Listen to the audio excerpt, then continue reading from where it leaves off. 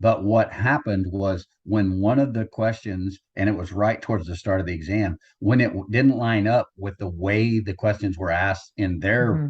handout, their book, Yeah. then it threw me for a loop.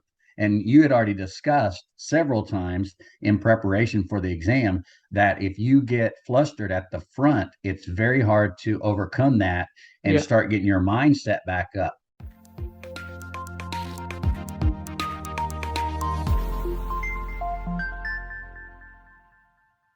Hi, Larry.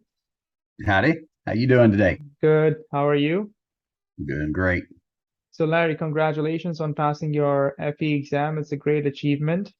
And your story is in particular very interesting, as we were discussing before, because you've had sort of a start, stop type of exam preparation journey, right? Initially Yes, sir. enrolled in my in my on-demand course back in 2021, were not able to really get your traction, momentum going.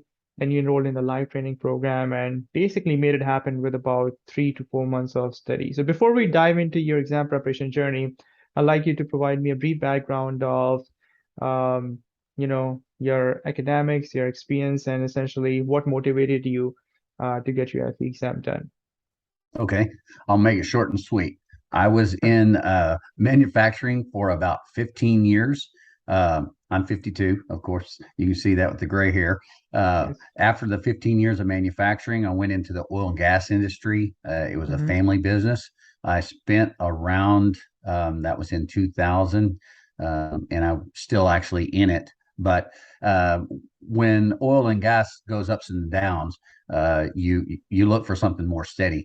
Yeah. And I had always loved electricity. So I decided to go to get my degree in electrical engineering very late in life. I was 43 when I started. It took me 3 years to get my associates. I took Very 3 years impressive. off.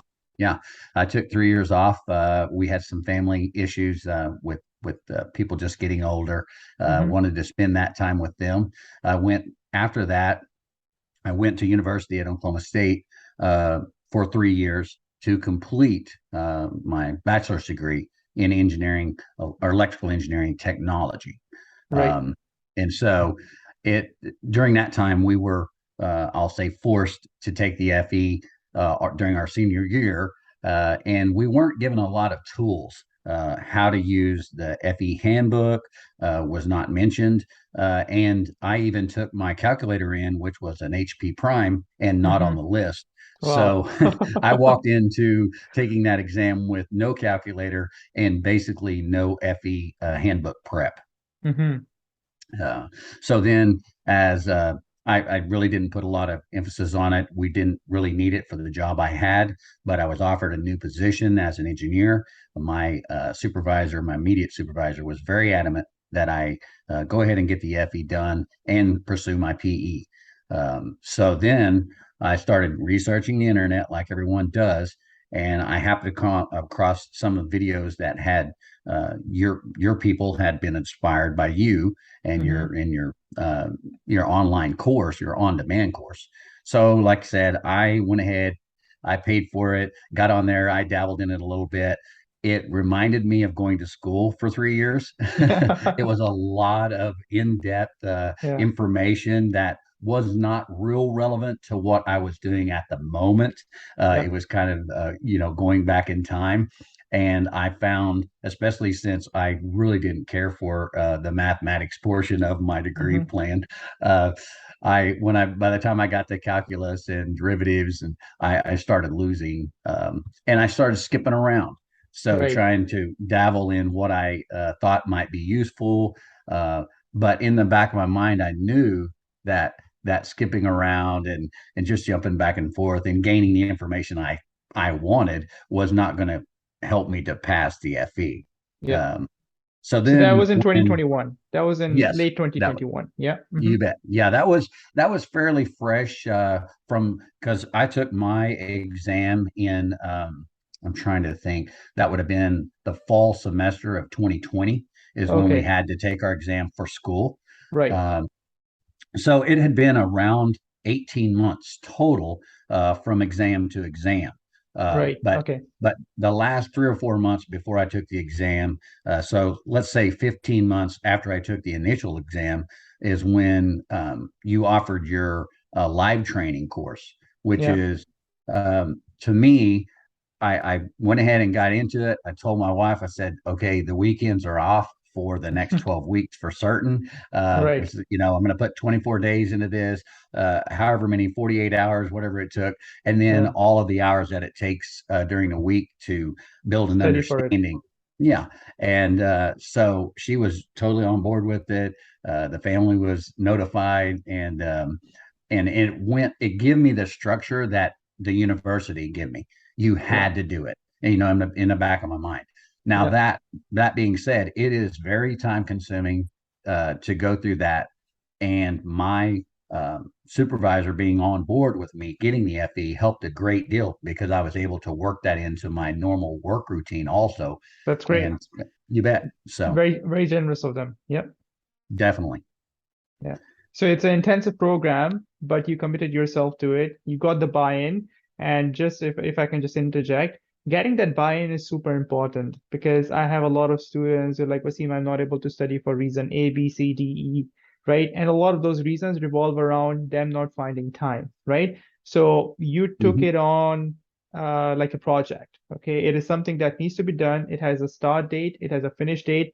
It tells you like in terms of budget, right? Not necessarily in terms of dollars and cents, but the biggest resource that you have to sort of optimize and use efficiently is your time, right? So definitely, you got the buy-in from your family, you got the buy-in from your supervisor, and then you committed to it, right?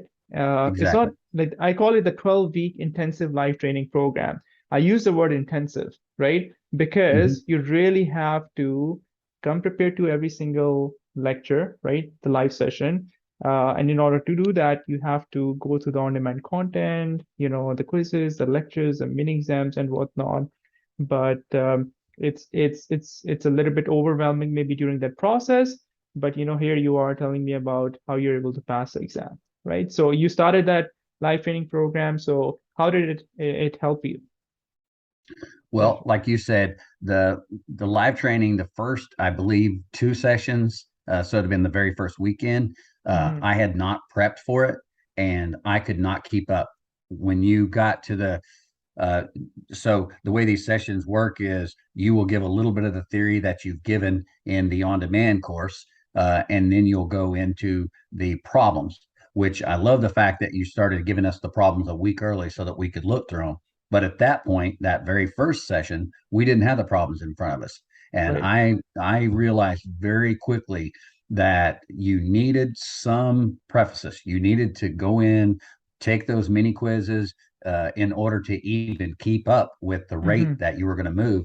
And so that was good for me to feel really dumb the very first week. It was really good for me Okay. to it was humbling, and and then one other thing that I want to note while it's still on my mind is during this 12 weeks, you kept telling us, and the closer we got to the end, the more you emphasized on it, set a date. Like you Yeah. said a while ago, the project has a start and finish date. It's all Yeah. about time. And Yeah. so if you feel, I went ahead and start as soon as in fact, I may not have even been a part of the the on demand. I was a part of the on demand, but I may not have been in the 12-week course yet before I just said, I'm going to do this day because I read your information that said, well, this would all be over here. And so I said, Right. well, I'm going to give myself 3 or 4 weeks to kind of settle in, look over the practice exams after I'm done with his 12-week course. And we'll see where we're at. And I could have opted out of it. You can still do that, but Yeah. it kind of puts it to where, okay, people are depending on you to have this done at this Mm-hmm. point. I even went as far as to tell my supervisor, "Hey, I'm going to take this exam this day. I will be gone." That's Took the good. vacation time, and so set everything up to where there was light at the tunnel, light at the end of the tunnel, Yeah. Yeah. and a And purpose. right. And I mean, it's a bold step to actually let people around you know that when you're taking the exam. Some of my students actually opt for the other option. They're like, they'll quietly take the exam and they'll let the other people know that only when they've passed the exam. That's fine. I mean, Yeah. everyone has different personalities, but I strongly recommend, scheduling the exam right up front. Don't keep it floating. Okay. I have students right now who are enrolled in my on-demand program and some even in the live training program.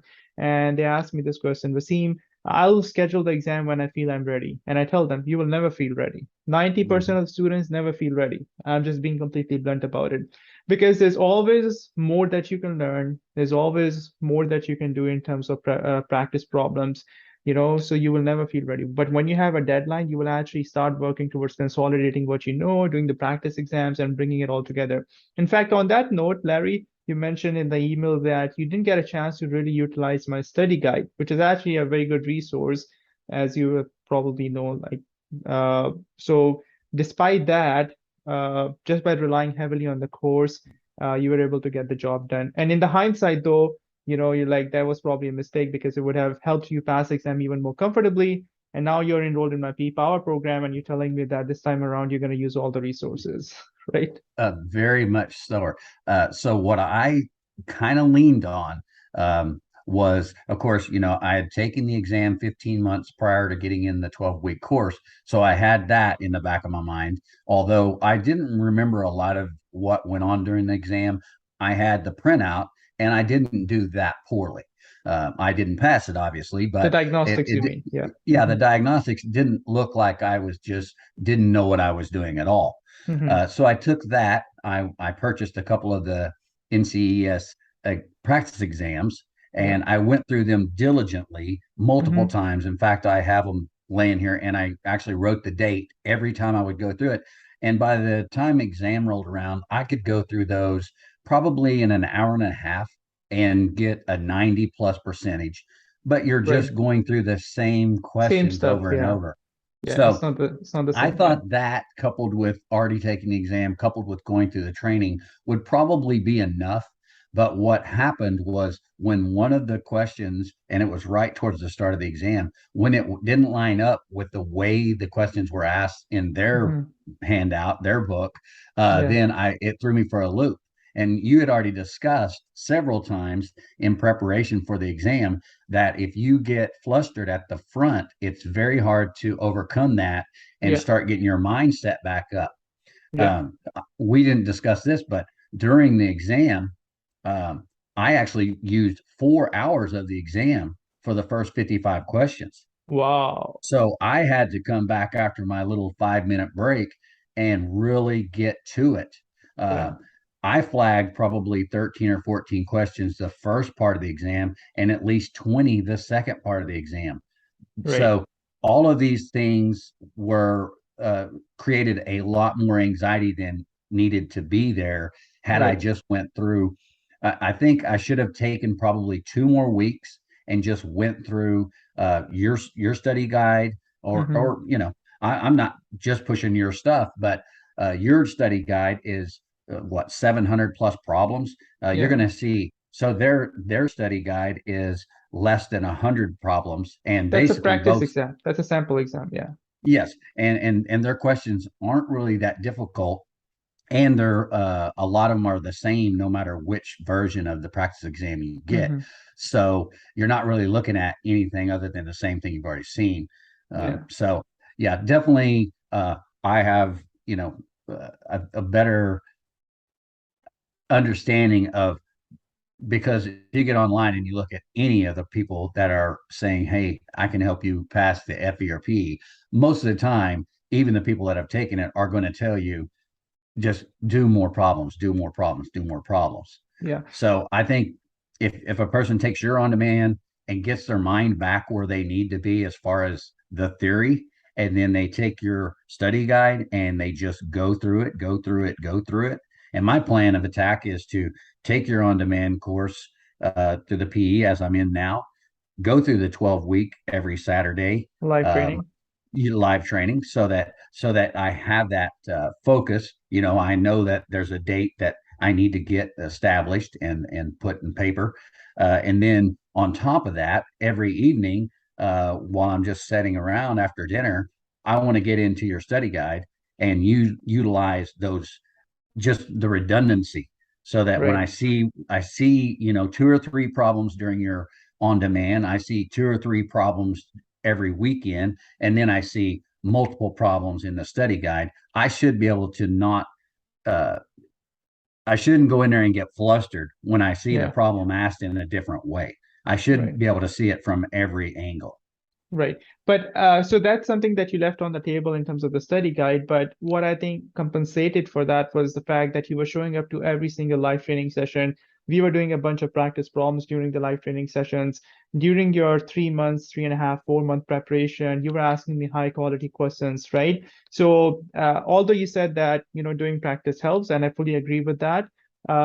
But I think your theoretical foundation was pretty strong, or it was up to a point where it compensated for lack of additional practice. A lot of students actually go in completely opposite direction. They completely skip the theory because it's a painstaking process, right? To Mhm. understand the concept, to cement, your knowledge base, start connecting the dots, and then putting it to use by doing practice problems. So the shortcut actually, Larry, is to go directly into the practice problems and sort of create a mental framework of, if this type of problem comes up and then I'm going to use this type of stuff. But that house of card can fall very quickly because the foundation is not strong. So in Mhm. order to create that solid foundation, you really have to immerse yourself in understanding the concepts, going to the theory, understanding how these formulas are derived, how the equations are to be used, right? If you throw practice problems on top of that, which is the key to passing the exam comfortably. So you ended up passing the exam, but not necessarily that comfortably. But you did put in a lot of time and effort in theory, which eventually compensated for a lack of little bit of practice, which I believe was essentially because you didn't really get time to do the study guide, which is fine. So at the end of the day, you got the job done, and there are lots of lessons I'm pretty sure that whoever is watching this can derive from it. And if I can just quickly summarize, we'll give you an opportunity to summarize your story as well.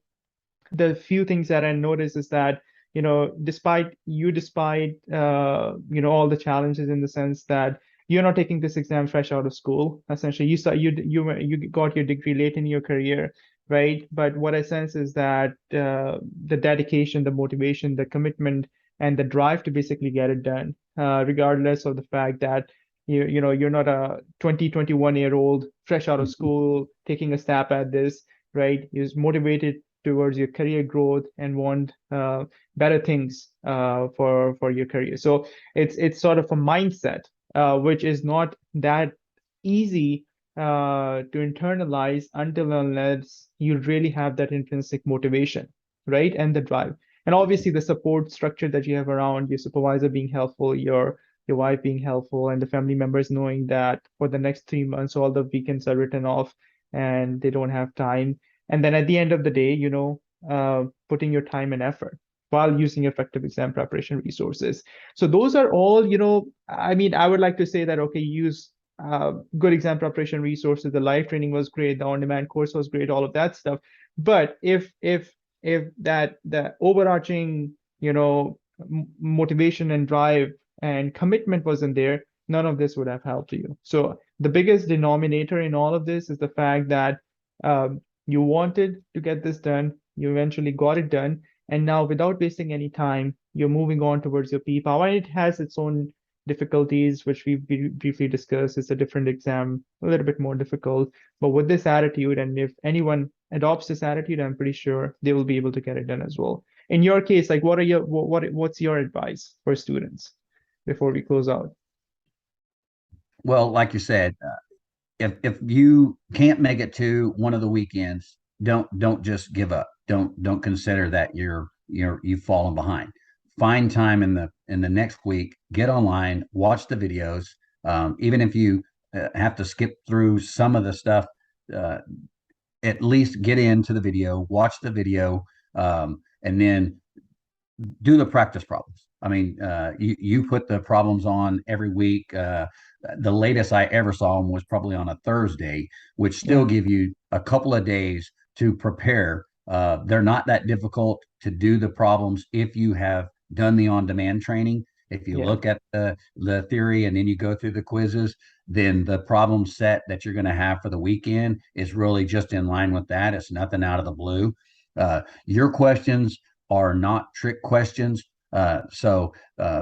Like you've said several times to me, is just make sure you read the question through, get an idea of what they're asking for, and then pick out, all of the letters, find the equation that has it, and then plug it in. Most of it will be plug and play. I definitely would not try to go into either the FE or the PE without having your on demand be the minimum. But I personally think that you need to have the weekend or the live training courses, not so much that you have to be at every meeting and ask questions, but you need to have those videos. You need to have that timeline. You need to have some kind of structure set up before you start, or you'll never finish the project. You have to have a timeline and go ahead and schedule the exam right at the front. Just schedule it. Give yourself 2 weeks, 4 weeks, whatever it's going to take at the end of your session to really get ready for it. But I don't think you would want to wait very long at all.